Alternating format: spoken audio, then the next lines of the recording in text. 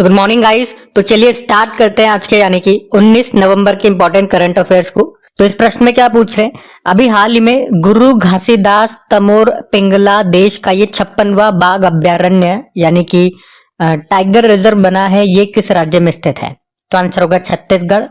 तो अभी केंद्र सरकार ने छत्तीसगढ़ के गुरु घासीदास तमोर पिंगला को देश का 56वां बाघ अभ्यारण्य यानी कि टाइगर रिजर्व अधिसूचित नोटिफाइड किया है।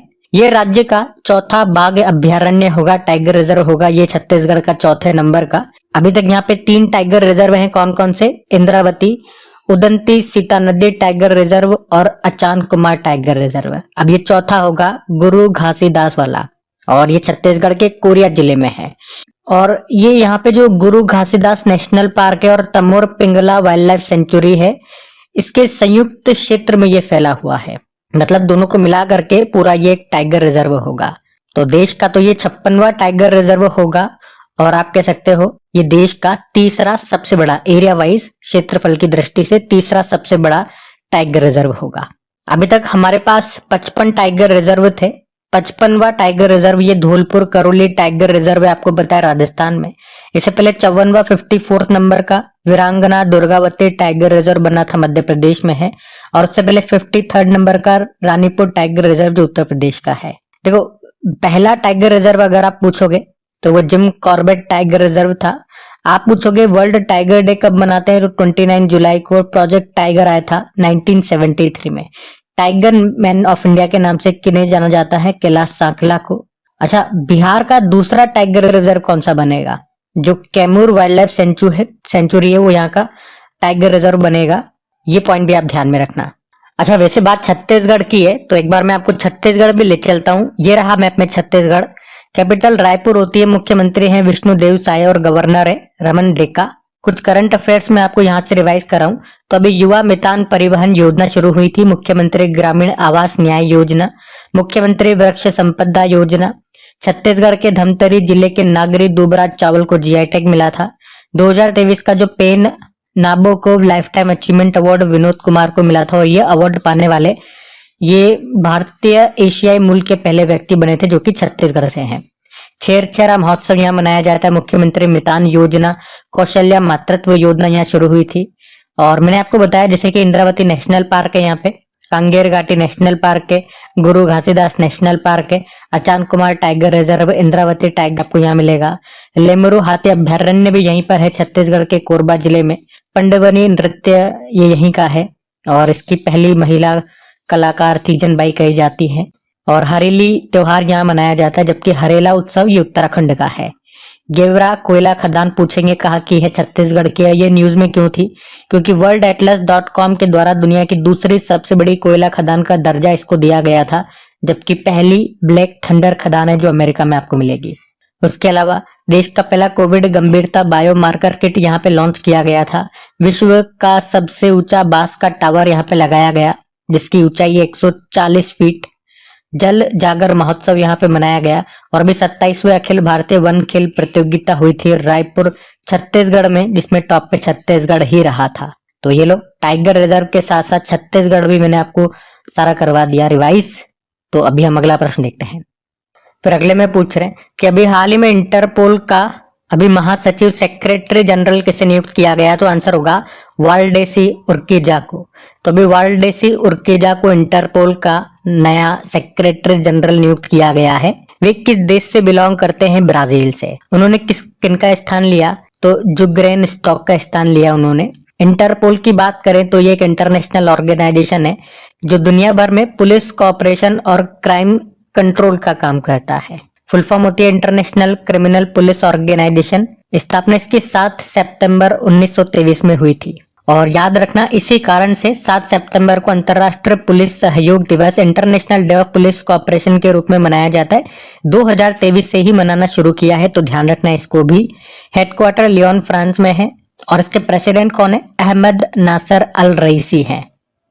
अभी जो हमने पढ़ा वो सेक्रेटरी जनरल महासचिव बने हैं।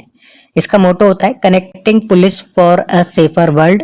मेंबर कंट्रीज 196 है, और 196 नंबर का सदस्य देश पलाऊ है। 2023 में इसकी जो 91 नंबर की बैठक हुई थी वियना ऑस्ट्रिया में हुई थी, और 2024 वाली जो 92वीं बैठक हुई वो यूके के ग्लासगो में हुई। बाकी आपको याद दिला दूं कि इसके सदस्य देशों में भारत भी इसका सदस्य है 1949 से ही, और सीबीआई को भारत में इंटरपोल के राष्ट्रीय केंद्रीय ब्यूरो के रूप में नामित किया गया है, ये ध्यान रखना। बाकी एक बार ऑप्शंस भी मैं आपको रिवाइज कराऊं तो डॉक्टर जैकलिन डी आरोस ये अभी विश्व कृषि मंच वर्ल्ड एग्रीकल्चर फोरम की महासचिव बनी थी, पढ़ा था हमने। एलिसा डे मड्राजो ये फाइनेंशियल एक्शन टास्क फोर्स की प्रेसिडेंट बनी थी, और मनोलो मार्केज भारतीय पुरुष फुटबॉल टीम के नए कोच बने थे। तो ये नाम सारे न्यूज में हम पढ़ चुके हैं, इंपॉर्टेंट है, ध्यान रखना। अगला प्रश्न देखते हैं। फिर अगले प्रश्न में पूछ रहे हैं, हाल ही में लॉन्च पुस्तक जिसका नाम है मोदियालॉग कन्वर्सेशंस फॉर विकसित भारत, इसको किसने लिखा है? तो आंसर होगा डॉक्टर अश्विन फर्नांडिस ने। तो डॉक्टर अश्विन फर्नांडिस ने ये बुक लिखी है जिसका नाम है मोदियालॉग कन्वर्सेशंस फॉर अ विकसित भारत। तो इस बुक में प्रधानमंत्री नरेंद्र मोदी के कार्यकाल में शुरू हुए जो भी प्रोजेक्ट्स हैं, जो भी स्कीम्स हैं, उनकी बात की गई है। और कौन है ये लेखक? डॉक्टर अश्विन फर्नांडिस। तो ये क्यूएस वर्ल्ड यूनिवर्सिटी रैंकिंग के एग्जीक्यूटिव डायरेक्टर है, इन्होंने ही ये बुक लिखी है। तो बुक का नाम और राइटर का नाम याद रखना। वैसे प्रधानमंत्री नरेंद्र मोदी से संबंधित कुछ बुक्स मैं आपको रिवाइज करवाऊं तो एक बुक तो इन्होंने ही लिखी है, एग्जाम वॉरियर। ये बुक प्रश्न जो है एग्जाम में भी पूछा जा चुका है। एक बुक है Modi incredible emergency of star, इसको तरुण विजय ने लिखा। Securing India the Modi way Pathankot surgical strike and more, इसको लिखा था नितिन गोखले ने। और Narendra Modi a political biography, इसको लिखा एनडी मैरिनो ने। तो ये कुछ बुक्स हैं प्रधानमंत्री नरेंद्र मोदी से संबंधित। बाकी कुछ और बुक्स मैं आपको रिवाइज करवाता हूँ 2024 की ही। एक अगर ऑप्शन में आप नाम देखोगे डॉक्टर देवेंद्र कुमार घोदावत, इन्होंने अभी माँ मदर नाम से बुक लिखी थी, अभी एक आध दिन पहले ही हमने पढ़ा इनके बारे में। भीमेश्वर चल्ला, इन्होंने बुक लिखी है India the road to renaissance a vision and on agenda. D Subba Rao ने जस्ट अ मर्सिनरी नाम से बुक लिखी। सलमान रुश्दी ने नाइफ नाम से बुक लिखी। सेम पित्रोदा ने the idea of democracy. S Raman ने car from a car shed to corner room and beyond. और मधुमिता मुर्गिया ने code dependent living in the shadow of AI. Ashwin Prabhu ने sculpted stones mysterious of Mamallapuram. Professor S D Muni dabbling in diplomacy. Shobhana K Nair Ramvilas Paswan the weather vane of Indian politics. Chitra Banerjee ने an uncommon love the early life of Sudha and Narayan मूर्ति। और Shane Watson ने the winners mindset नाम से book लिखी है। आप देख रहे होंगे 2-4 दिन से हमने 2-3 बुक्स पढ़ ली हैं, और जब भी बुक्स वाला प्रश्न आता है 2024 में जो भी बुक्स अभी तक रिलीज हुई हैं वो मैं आपको 10-10, 11-11 बुक्स हमेशा रिवाइज करा रहा हूँ, अलग अलग शीट में आपके सामने लेकर के आ रहा हूँ। और फिर जब ये शीट्स या सारी बुक्स हम रिवाइज कर लेंगे, इन्हीं शीट्स को मैं बार बार रिपीट रिकॉल करता रहूंगा, और इसी तरह से हम बार बार रिवाइज कर रहे हैं बुक्स का, तो इनको ध्यान में रखना। अगला प्रश्न देखते हैं अभी। फिर अगले में पूछ रहे हैं कि हाल ही में 2024 एटीपी फाइनल्स का एकल खिताब किसने जीता है? तो आंसर होगा जेनिक सिनर ने। तो विश्व के नंबर 1 टेनिस प्लेयर हैं इटली के जेनिक सिनर, जिन्होंने अपना पहला एटीपी फाइनल खिताब जीत लिया है। यहाँ पे इन्होंने फाइनल में हराया है किसे? अमेरिका के टेलर फिट्स को। अच्छा, अगर आपको याद हो तो अभी कुछ दिनों पहले ही हम लोगों ने पढ़ा था कि 2024 में WTA फाइनल्स का एकल खिताब किसने जीता था, मतलब वो महिलाओं का था। तो वो अमेरिका के कोको गॉफ ने जीता था, आपको याद होगा। किसको हरा करके? चीन की झेंग किनवेन को हरा करके, पढ़ा था, याद आया आपको। और ये जो पुरुषों का है एटीपी फाइनल्स, इसको जेनिक सिनर ने जीता है, ये इटली से है। एटीपी मतलब एसोसिएशन ऑफ टेनिस प्रोफेशनल्स, आप कह सकते हो। ये पुरुषों की टेनिस में साल की आखिरी प्रतियोगिता होती है। इसमें जो पुरुषों की जो रैंकिंग है उसमें टॉप 8 तक के रैंक वाले पुरुष खिलाड़ी पार्टिसिपेट करते हैं। अभी इसका आयोजन 10 से लेकर 17 नवंबर तक हुआ था। कहाँ पे? इटली के ट्यूरिन नामक शहर में ये हुई थी। अगर आपसे पूछूं कि सबसे ज्यादा बार एटीपी फाइनल्स का खिताब किसने जीता है? नोवाक जोकोविच ने, जो कि सर्बिया के टेनिस प्लेयर हैं। 7 बार वो जीत चुके हैं इसको। और अगर पूछे एटीपी फाइनल्स में खेलने वाले सबसे उम्रदराज खिलाड़ी कौन है, तो रोहन बोपन्ना है, जिनकी उम्र 44 वर्ष है। अच्छा, टेनिस की बात है तो मैं आपको रिवाइज करवाता हूँ, इस साल में जो 4 के ग्रैंड स्लैम होते हैं वो कौन कौन ने जीते हैं। देखो साल में 4 ग्रैंड स्लैम कौन कौन से, Australian open, French open, Wimbledon open और यूएस ओपन। सबसे आसान है इस बार का, क्योंकि अगर ऑस्ट्रेलियन ओपन आप याद कर लोगे तो यूएस ओपन सेम ही है। तो क्या है, ऑस्ट्रेलियन ओपन में बात करते हैं तो मेन सिंगल जीता था जेनिक सिनर ने, इटली के हैं ये। और वुमेन सिंगल आरेना सबालेंका ने जीता, वो बेलारूस से है। इसमें मेंस डबल का भी याद रखना, वो रोहन बोपन्ना और उनके साथी मैथ्यू एबडेन ने जीता। मैथ्यू एबडेन ये ऑस्ट्रेलिया के टेनिस प्लेयर हैं। तो ऑस्ट्रेलियन ओपन में मेंस और सिंगल, तो ऑस्ट्रेलियन ओपन में मेंस और वुमेन सिंगल जो है वही सेम के सेम आपको यूएस ओपन में भी मिल जाएंगे, तो अलग से याद नहीं रखना है। वहीं फ्रेंच ओपन में बात करते हैं तो इसमें वुमेन सिंगल को जीता है इगा स्विटेक ने, वो पोलैंड से हैं। और मेन सिंगल कार्लोस अल्काराज ने जीता, वो स्पेन से है। विंबलडन ओपन में जो वुमेन सिंगल जीता बारबोरा क्राजिकोवा ने चेक रिपब्लिक से है, और जो मेन सिंगल कार्लोस अल्काराज ने जीता वो स्पेन से है। तो दोनों में अगर आप देखोगे तो मेन सिंगल सेम ही है। और ये कई बार प्रश्न आ जाता है एज ए स्टैटिक कि कौन सा ग्रैंड स्लैम किस कोर्ट पे खेला जाता है।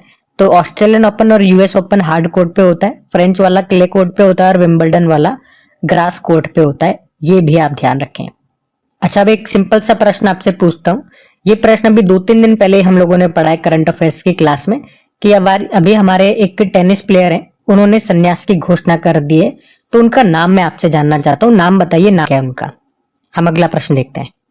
फिर अगले प्रश्न में पूछ रहे हैं, हाल ही में सुपर टाइफून जिसका नाम है मैनयी, अभी इसने किस देश को प्रभावित किया या किस देश से टकराया? तो आंसर होगा फिलीपींस।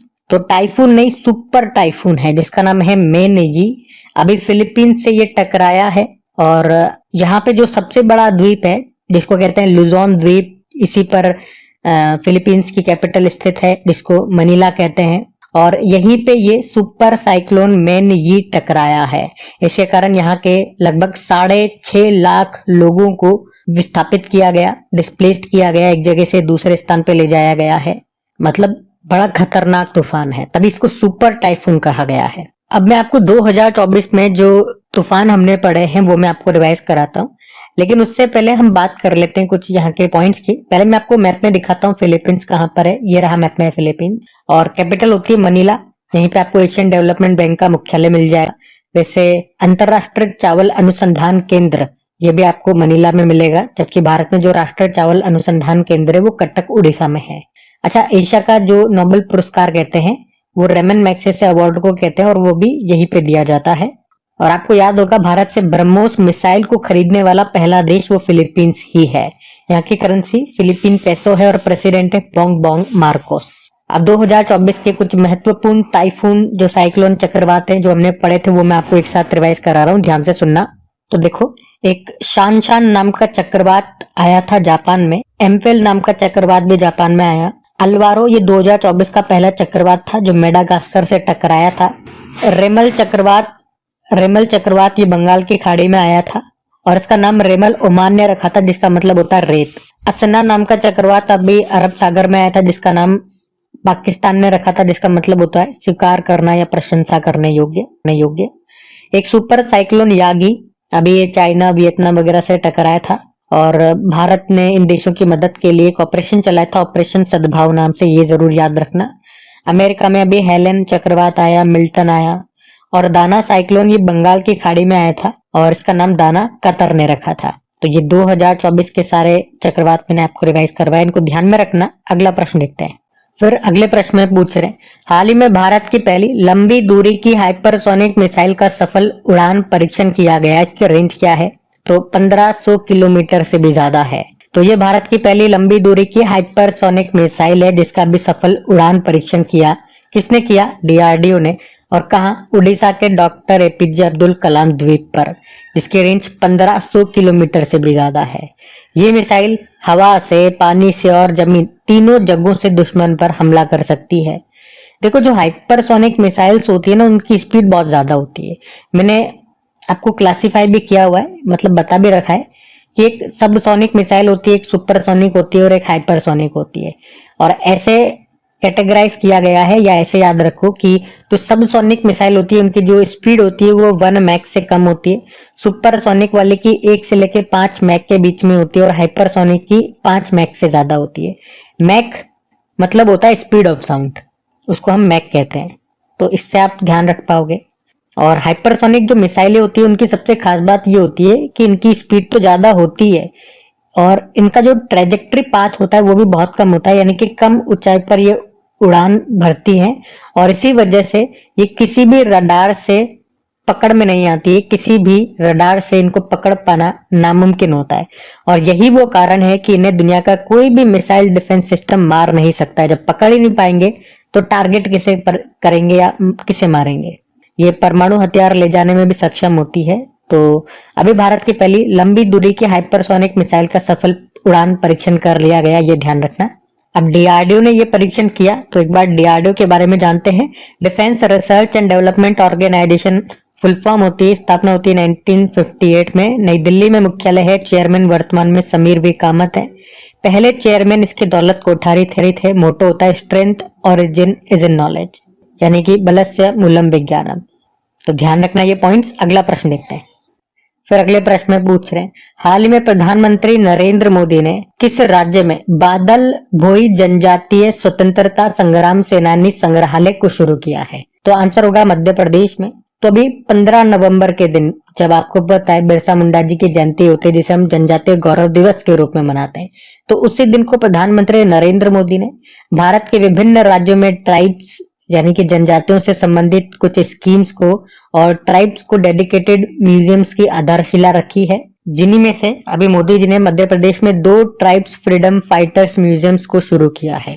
एक ये हो गया बादल भोई ट्राइब फ्रीडम फाइटर म्यूजियम जो मध्य प्रदेश के छिंदवाड़ा में है, और एक राजा शंकर शाह और Kunwar Raghunath Shah tribal freedom fighter museum है, ये भी आपको मध्य प्रदेश के जबलपुर में मिलेगा।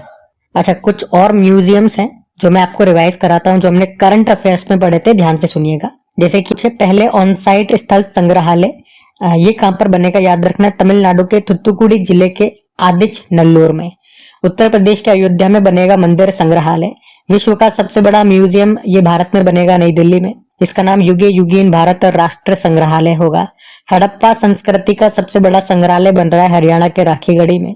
इसरो ने किस नाम से अपना पहला वर्चुअल स्पेस म्यूजियम लॉन्च किया? तो स्पार्क नाम से। देश का पहला फिश म्यूजियम बनेगा अरुणाचल प्रदेश में। भारतीय सेना ये देश का दूसरा पनडुब्बी संग्रहालय बनाएगी पश्चिम बंगाल में।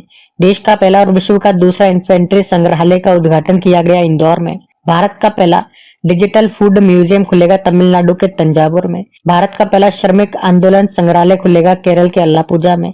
भारत का पहला मैरीटाइम म्यूजियम ये समुद्री संग्रहालय है जो खुलेगा गुजरात के लोथल में। भारत का पहला ओपन रॉक म्यूजियम ये खुला हैदराबाद में।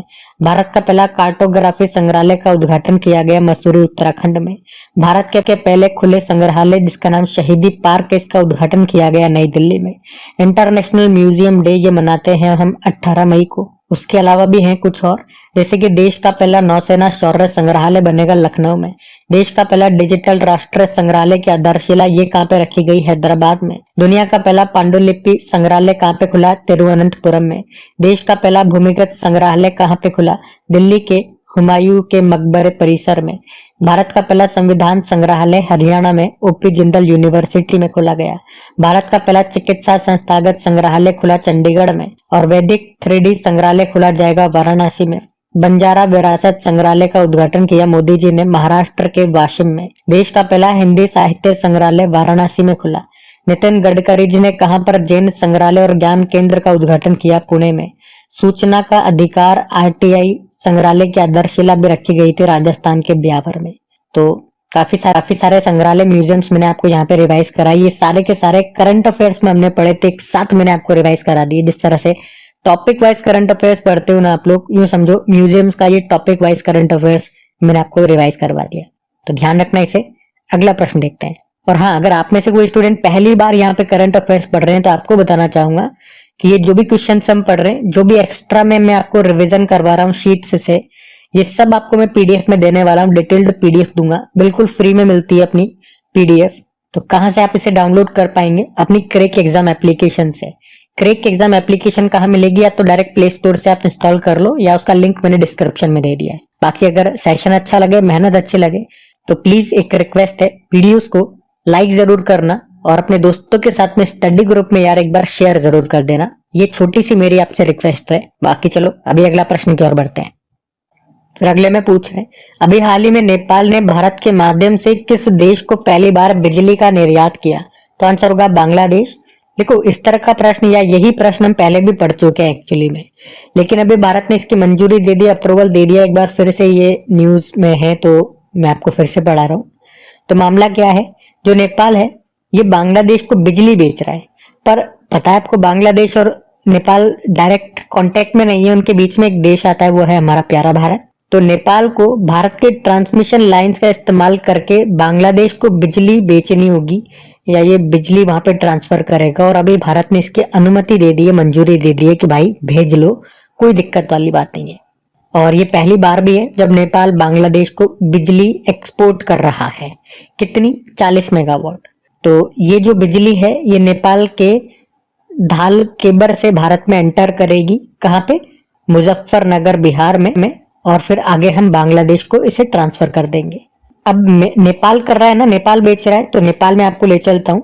लेकिन अगर मैं आपसे पूछूं कि जो नेपाल है वो भारत के कितने राज्यों से सीमा बनाता है, यह आप कमेंट बॉक्स में लिखिए, थोड़ी देर में मैं आपको बताता भी हूँ।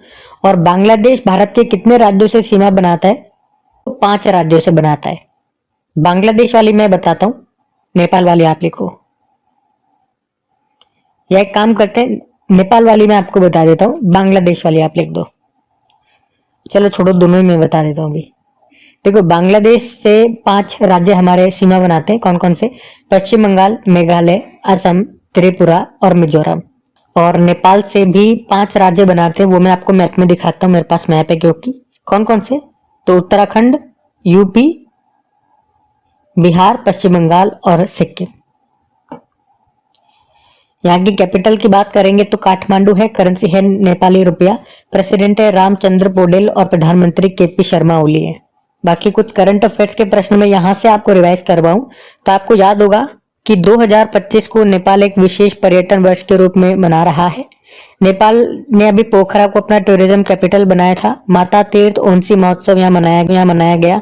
बिस्किट यात्रा महोत्सव नेपाल में मनाया गया। रेनबो टूरिज्म कॉन्फ्रेंस का आयोजन हुआ नेपाल में। समलैंगिक विवाह का पंजीकरण रजिस्ट्रेशन करने वाला पहला दक्षिण एशिया देश बना नेपाल।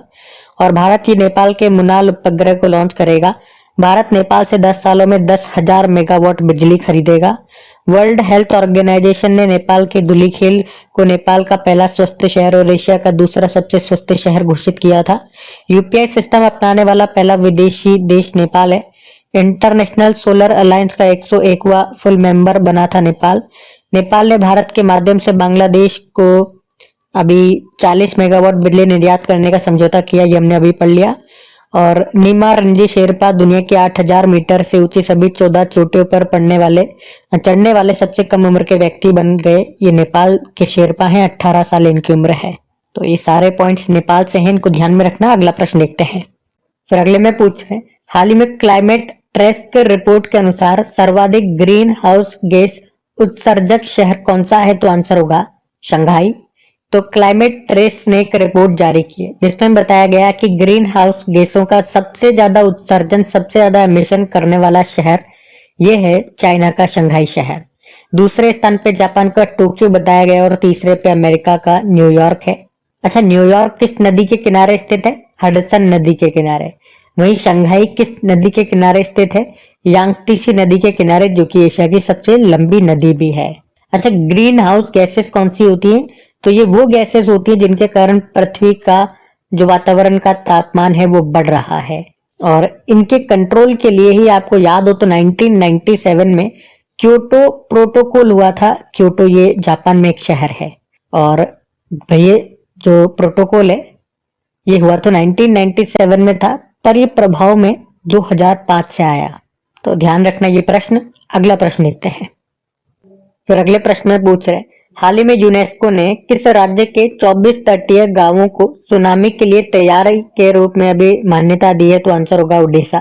तो अभी इंडोनेशिया में यूनेस्को की जो दूसरी वैश्विक सुनामी संगोष्ठी है उसका आयोजन हो रहा था और यहीं पे हमारे उड़ीसा के 24 तटीय गांवों को सुनामी के लिए तैयार के रूप में मान्यता दी गई है। ये 24 गांव उड़ीसा के 6 जिलों में आते हैं। वो 6 जिले हैं बालासोर, भद्रक, केंद्रपाड़ा, जगत सिंहपुर, पुरी और गंजम जिला। बाकी यूनेस्को की बात करते हैं तो united nation educational scientific and cultural organisation full form हो गई। स्थापना होती है 1945 में, हेडक्वार्टर पेरिस फ्रांस में है और डायरेक्टर जनरल है औद्रे उजाले। बाकी आपको याद होगा अभी यूनेस्को के विश्व धरोहर सूची में भारत की 43 साइट्स है, जिसमें से 35 कल्चरल है, 7 नेचुरल है और एक मिक्स्ड हेरिटेज साइट है। अभी 43rd नंबर का बना था मोइदम, ये असम में है। अहोम राजवंश का कब्रिस्तान है ये। और 15वां अमूर्त धरोहर बना था गरबा डांस। और यूनेस्को के बायोस्फीयर रिजर्व्स की लिस्ट में भारत से कितने हैं? 12 हैं। और यूनेस्को ने अभी किसे साहित्य का शहर घोषित किया था भारत से? केरल के कोझिकोड को। और आपको याद होगा यूनेस्को की अभी 2024 में जो 46 नंबर की बैठक हुई थी वो भारत में हुई थी, नई दिल्ली में। तो ये सब ध्यान में रखना। बाकी ये थी आज के आपके करंट अफेयर्स की क्लास। प्लीज कमेंट करके जरूर बताइएगा सेशन आपको कैसा लगा। एक बार फिर याद दिला दूं, अच्छा लगा, पसंद आया तो प्लीज इसे अपने दोस्तों के साथ में स्टडी ग्रुप में एक बार शेयर जरूर कर देना। लाइक नहीं करा तो लाइक कर देना।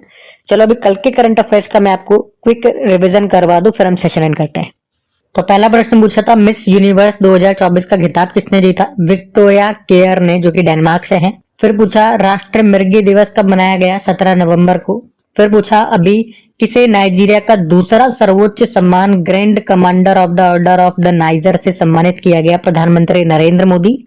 फिर पूछा माँ मदर नामक पुस्तक को किसने लिखा? डॉक्टर देवेंद्र कुमार घोदावत ने। भारतीय तटरक्षक बल ने रीप्रेक्स 2024 अभ्यास का आयोजन कहाँ किया? उड़ीसा।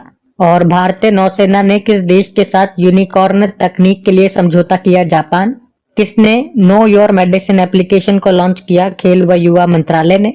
आरबीआई ने किसे डी सिब के रूप में नामित किया? फिर से एसबीआई, एचडीएफसी और आईसीआईसीआई बैंक को। और मॉरिशस में भारत के अगले राजदूत उच्चायुक्त हाई कमिश्नर बने अनुराग श्रीवास्तव। और आखिरी प्रश्न था अभी वर्ल्ड बैंक ने किस राज्य की केरा परियोजना के लिए 2365.5 करोड़ रुपए के ऋण को मंजूरी दी? तो केरल।